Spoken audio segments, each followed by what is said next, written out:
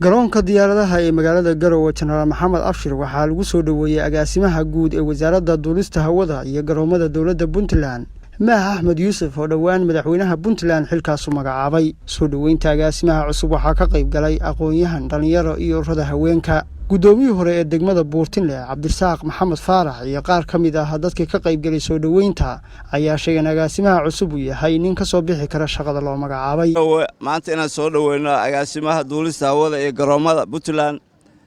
Maax Axmed Yuusuf Gabowe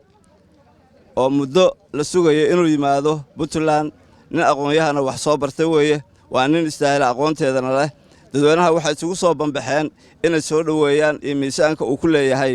dadkiisa iyo dalkiisa shacbiyada oo kala duwan oo soo dhaweeyay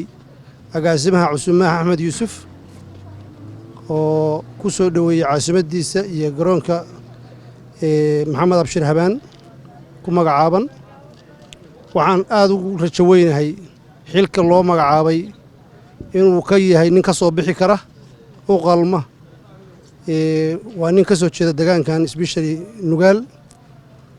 Axmed Yuusuf aabiis wuxuu ka shaqeyn jiray qaybta konton afraad gaashaanla sar u ahaa taliyihii wuxuu ahaa saadka deegaankan ninkan uu garab ku dhashay nin ka fog maahan marka waxaan is leeyahay sida hadda loo soo dhaweeyay waa si ka bedelan sidii hore agaasimayaashii guud oo hore waxaana sababaysa dadka ku xiran iyo sida looga hawan yahay iyo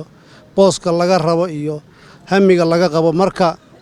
maax waxaan leenahay kuna soo dhawow deegaankaagii una shaqee dadkaaga waliba si dadban iyo si guud si gaar ah intaba ugu shaqee adoo meelo badan adeegsanaya aqoontaada rajo fiican baana laga qabaa rajada laga qabo hore u soco Puntland ku soo dhawow caasimadii Puntland gaar ahaan Garowe run ahaantii waxaad ka filaynaa insha Allah inaad hormarisid garoomada iyo duulista hawada ee Puntland waan filaynaa inaad ka soo bixi kartid shaqadaas si diiran baana kugu soo dhaweynay dhammaan annagoo wakiil ka ah shacabka reer Puntland iyo dawladaba mudana soo dhawow baan ujeedada ahayd inaan soo dhaweyno waana soo dhaweynaynaa waxaan leenahay mudane ku soo dhawow caasimadda Puntland caasimadaadii shaqadaadii muddo lagu sugayay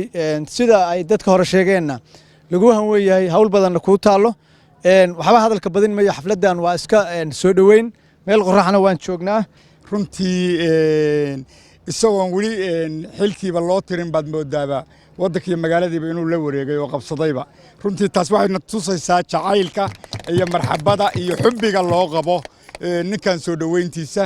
run ahaantii aad iyo aad baan kugu mahadcelinaynaa dhammaan shacab iyo dawlad iyo xukuumadba waxaan ilaahay kaaga baryaynaa xilka inuu kuu fududeeyo sida lagugu hanwen yahayna ay u dhabowdo waxaan isleeyahay wax badan inuu ku soo kordhinayo maadaama dadweynihii oo aan kala har lahayn maanta ay halkan saa u joogaan agaasimaha guud ee wasaaradda duulista hawada iyo garoomada dawladda Puntland Maax Axmed Yuusuf ayaa bulshada soo dhaweysay kula hadlay garoonka diyaaradaha ee Garowe agaasimayaasha bahda saxaafadda saraakiisha ciidamada bulshada inteeda kala duwan gabdhaha dhammaantiin waa idinka mahadcelinaya soo dhaweyntan iyo xafladatan runtii waynu iswareysan doonaa waynu sheekaysan doonaa waqti waa inoo dambeeya wax badan baa bacad kala taagnaa waana rabadaan